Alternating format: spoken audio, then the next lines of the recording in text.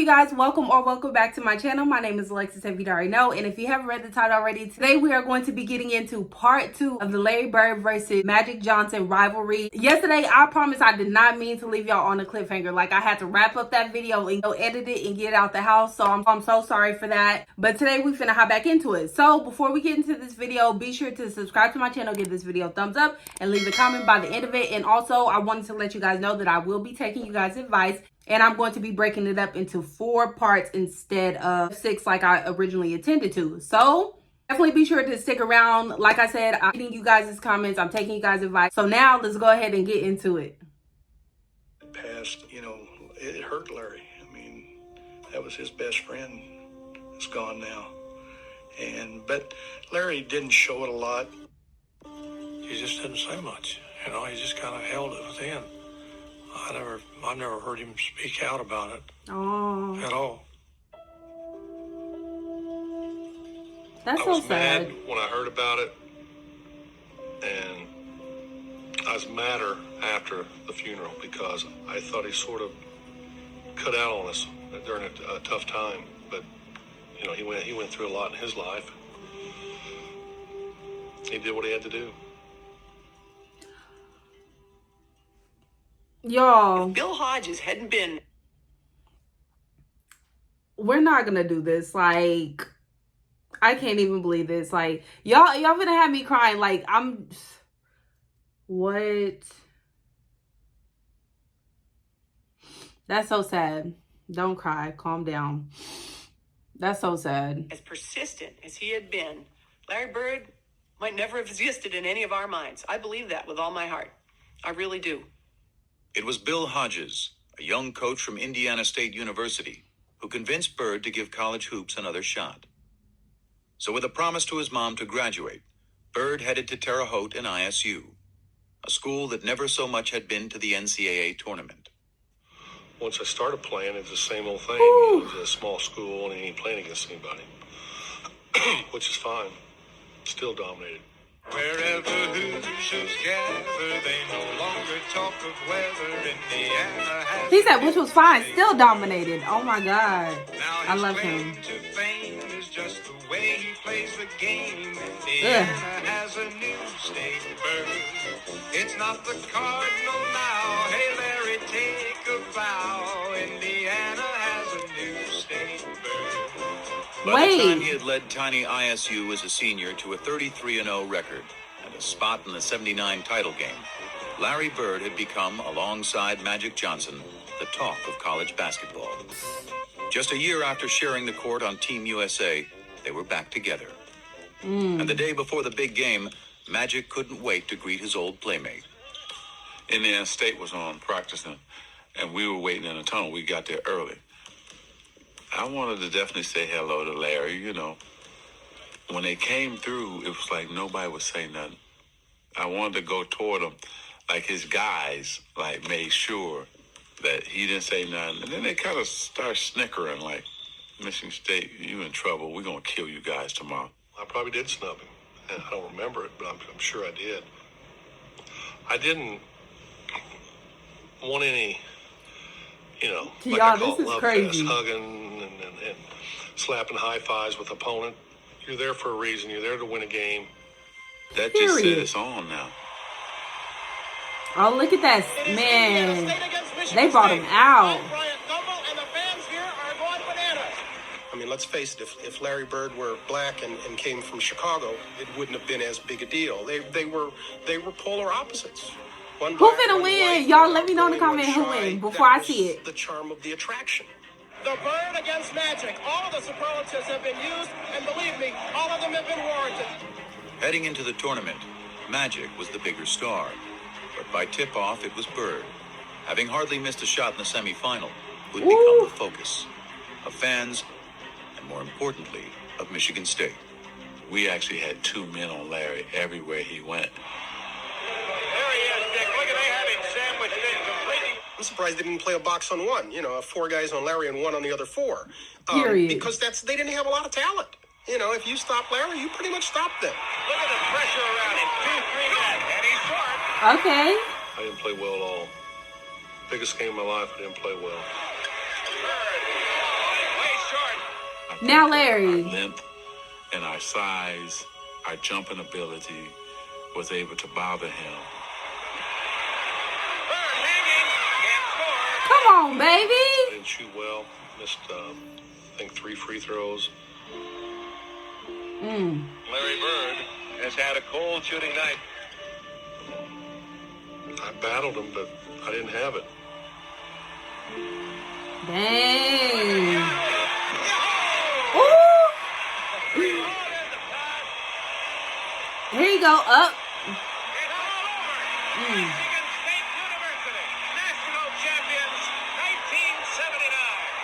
Magic, not only were you leader on offense, I thought you did a great job on Larry Bird in the zone denying him the ball. Yes, Coach gave us a good game plan to go against Larry Bird. That's a good game plan. Your coach matters because they have to lock him down or else he would have been jumping out the gym.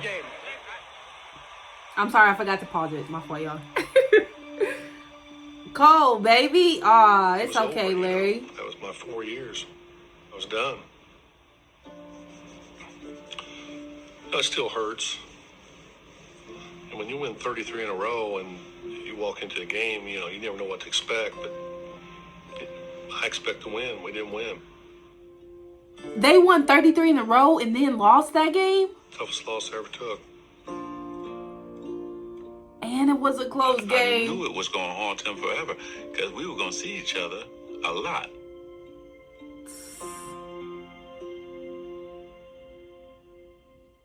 The National Basketball That's Association in its crazy. 33rd season is troubled by diminishing crowds and declining television ratings, signs that fan interest may be waning.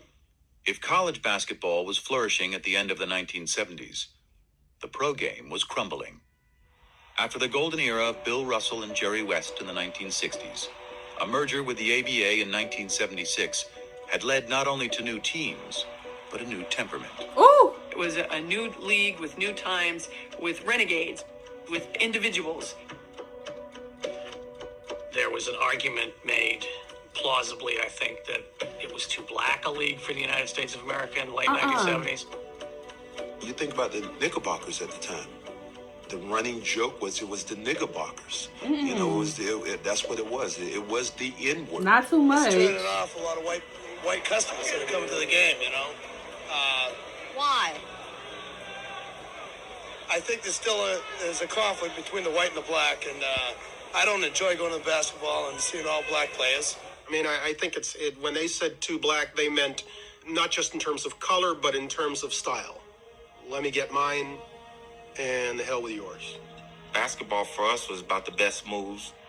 You wanted to be that big player that everybody talked about. You wanted to be the They're out there showing out. You didn't think about winning championships or team play. And those were just the issues on the court. The NBA had this image of an all-black league with a bunch of guys who did drugs. The teams were losing money, and they had no sponsors. And that's pretty much a death knell right there. It's a known fact that you need your white superstars. You just need more white ball players on the team for the white fans to identify with. And in the newest member of the Boston Celtics, that's exactly what the league appeared to be getting. There's hope he can help solve professional basketball's difficulties, which some say are compounded by a question of black and white. The great white hope. What does that mean? Well, you know, it's very hard to say because there's a lot of great white players around, and I just hope that I can just fit in as well as some of them that has fit in. He ran away from that designation. He made it very clear, almost from day one, that he was not the great white hope. You know, the great players are the black players, and they're the best. Period. Such deference meant oh, I to love black this Celtics about like him, Curtis bro. Rowe, Sidney Wicks, and Cedric Maxwell, who looked at Bird and saw not the great white hope, but another case of great white hype. He didn't impress me no more than any white guy I've ever seen play before. I think that you would say that most black players at the time were racist in the sense that we did not think that you could find a white guy who could play better than any black guy. When I walk in the first day of camp, them guys were on the floor stretching, and here comes the white savior, here comes this, here comes that. I sort of enjoyed it because I knew I was going to battle them all day. But Curtis and Sidney didn't last long. That's why he was okay. They were cut. It all makes sense now. So that was just Cedric. I'm thinking, oh, he's slow. He can't get off a shot. He's not that strong. This is going to be a layup. Bam. Knocks down a jump shot. Okay. Maybe that was luck. Gets the ball again. Bam. Knocks down another jump shot. As you should, Larry. Okay. You know what? I'm going to D this guy up. I'm going to show him his life. 20 feet away. Bam. 25 feet away. Bam. My mind just goes so good. Damn, this white guy can play. That's what's up. It was up. a good thing, too. The storied Celtics might have been the winningest team in NBA history, but they were fresh off their worst season in 30 years. And in Bird, they had a player who was not only supremely talented, but tough enough to take on any challenge. I always played like everybody in the world was against me. I thought everybody was against me. I used to think up things to get me rattled before a game. He knew how to fight. I know that from off the floor. One night, somebody was giving one of his buddies a hard time, and Larry went over and, said, hey, this is my friend, and this guy was a pretty good-sized guy. By golly, they go out back, and the guy turns and says something to Larry, and Larry hit this guy, and I caught him. Hit him so hard, I go, whoa. He was from the old school, and that's how he played. Larry Bird plays it to the hilt, baby. I played the game hard. Played rough. There was no frills about him. He came in, he threw elbows. There was nothing smooth about Larry. At all. Look. That's when I told y'all. I was like, he knew he wasn't going to get that. Hardworking people, they like that's how people view them. And that's what Larry was. Larry Bird. Crazy.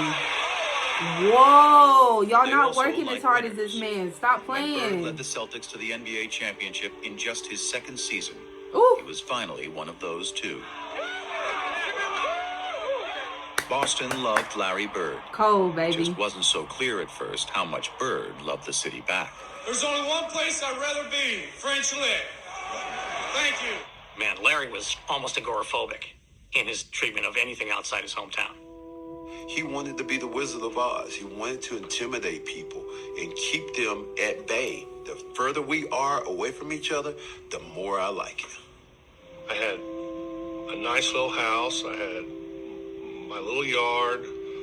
I want to go from there to practice back. If we had a game coming up, I want to go there to the game and back home.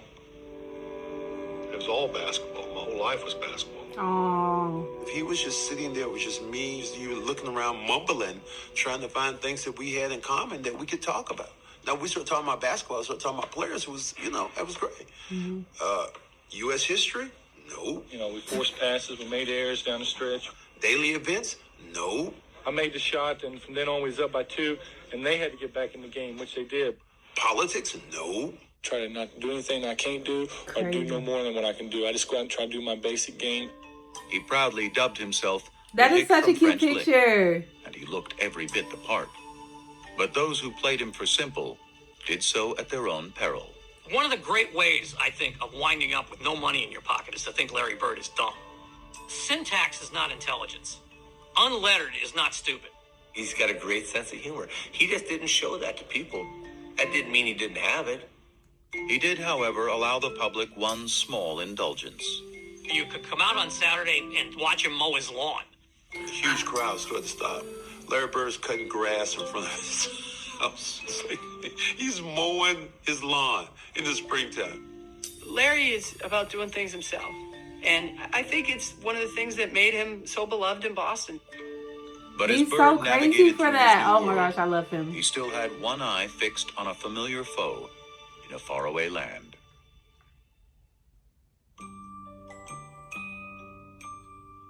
What tripped me out was I'm riding in the limo, and I'm seeing orange trees and lemon trees in people's front yards. I said, stop, I gotta go pick an orange.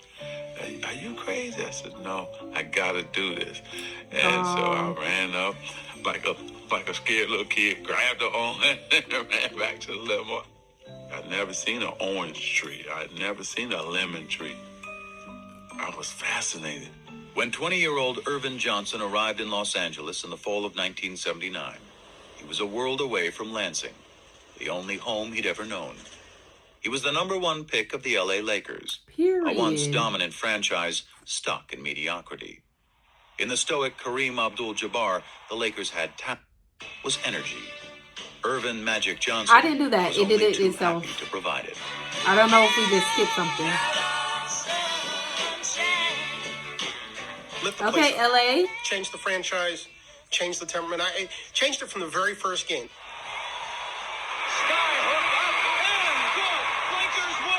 Here it was, the first game of a long season against the lowly Clippers. And Magic was embracing Kareem as if they'd just won their 10th straight championship. It was like, man, this is a different kind of dude. Look at him. Oh my God. Arrived, he became the Prince of the City. He reminded me of a guy who wakes up without an alarm clock. And that's what I used to always say. I want to be happy enough to wake up without an alarm clock because I want to go into my world. Period. That's what's up. Look at him just cheesing. Oh, yeah. He had it, what it is. As far as I was concerned, the it was not his ability or his size. The it was his attitude, was his leadership, was his mind. I mean, Look at I don't him. have to Skinned in talk the court. about Love that. Game 6 at Philadelphia. Magic Johnson will jump. In his rookie season, Magic had helped lead the Lakers to the NBA Finals against the Philadelphia 76ers. In Game 6, with an injured Abdul-Jabbar back home in LA, Magic played all 5 positions, scored 42 points, grabbed 15 rebounds, and dished out 7 assists, leading the Lakers to the championship. What? In just 4 years, he had won titles in high school, college, and the pros. Magic, what do you have that makes you perform like this in these championship games? This man crazy. I don't know. Just, I love to win. Across the masthead of the Los Angeles Times the next day, it said, "It's Magic." He was a star when he first arrived here, coming Crazy. off the NCAA game. And quickly, during that first season, he became one of the stars in town. But that game put him on another level. That made him the star in town. It's funny how I wanted to meet the celebrities, but they wanted to meet me. I was like shocked. Crazy. Look at that. You know who I am? He was young, famous, and after Lakers owner Jerry Buss signed him to a 25-year, $25 million contract, very rich. The kid from Lansing was ready to sample a different Not kind of 25 years, though. That's fruit. crazy. His playboy boss knew all the ripest trees. I said, oh, I'm hanging with him. When they were coming into the box, and he had 10, 20 of them, and look, Irvin, which one you want? And I was like, oh, okay, it's like that? Okay. And then he said, I'm going to take you to the Playboy Mansion. What? Freakily. No, you're kidding. I said, yep. So I went there, and my first time, I'm backing up like, I can't believe I'm in, but I'm backing up away. You know, it's like, I'm scared to death. Probably 10 guys to 100 women, you know. Everybody think it's sex-driven, but it's really not. You have dinner, then you watch the latest movie. And then, of course, I don't want to ever say that sex wasn't involved, because if you meet somebody, that's what, you wanted to do. You did that. But it's really a great experience to go up there.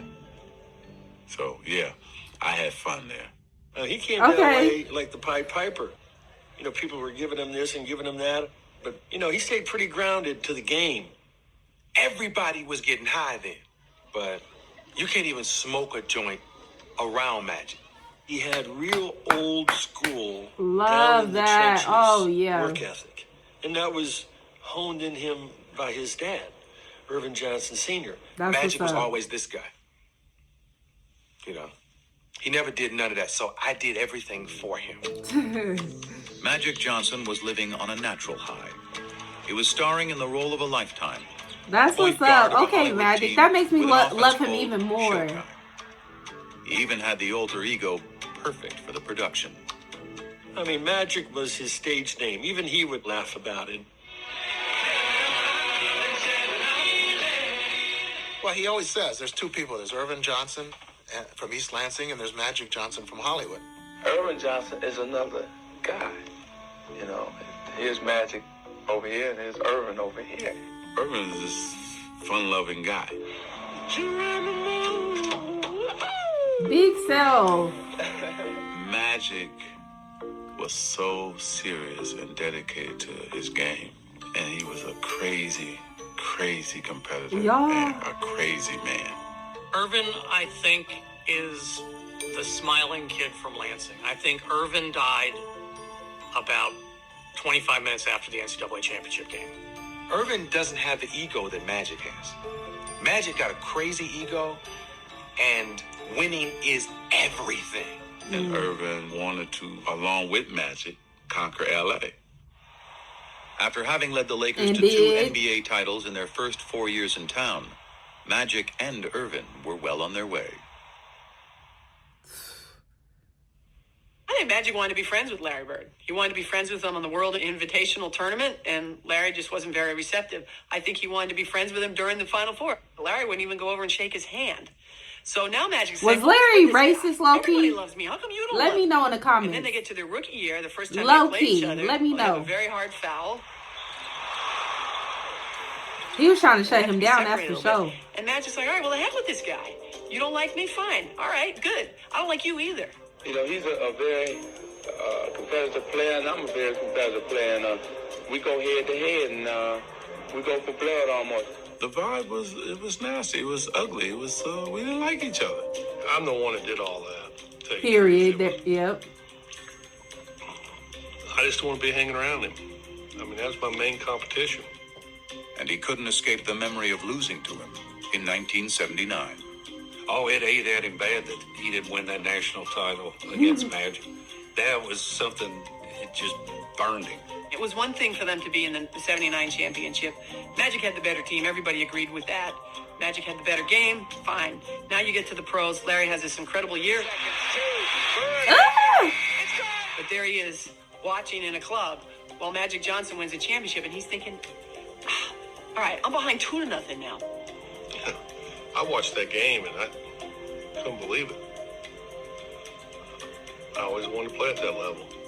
But what Bird couldn't possibly have known was that he had inspired Magic's performance when he was named Rookie of the Year earlier that same day. The PR person from the Lakers says, hey, Irvin, the Rookie of the Year voting has come out.